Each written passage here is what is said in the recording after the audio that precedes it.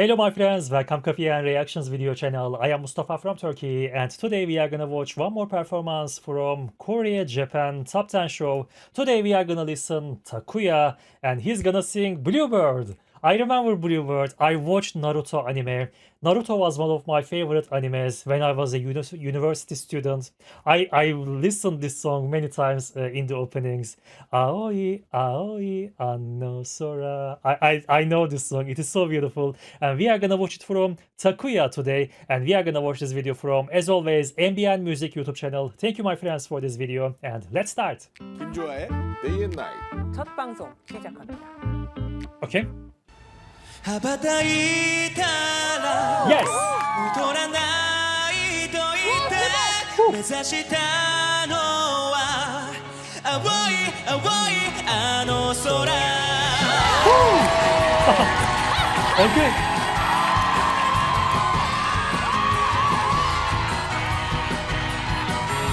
Very beautiful. I love this song.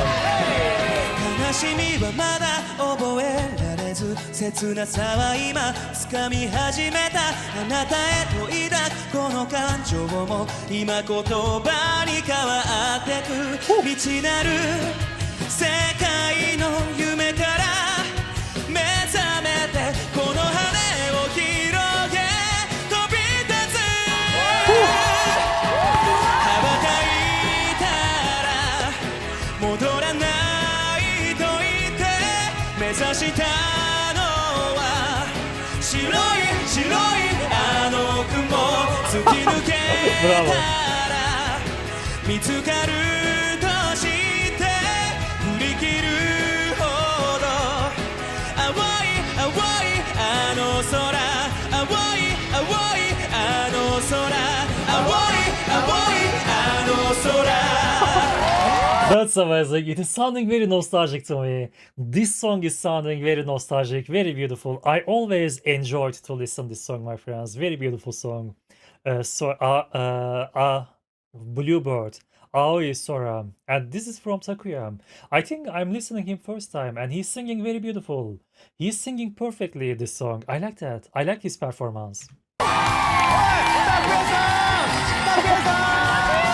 Takuya-san! 愛想を尽きたような音で錆びれた古い窓は壊れた見飽きた過去はほら捨ててゆく振り返ることはもうない高鳴る鼓動に呼吸を預けてこの窓を蹴って飛び立つ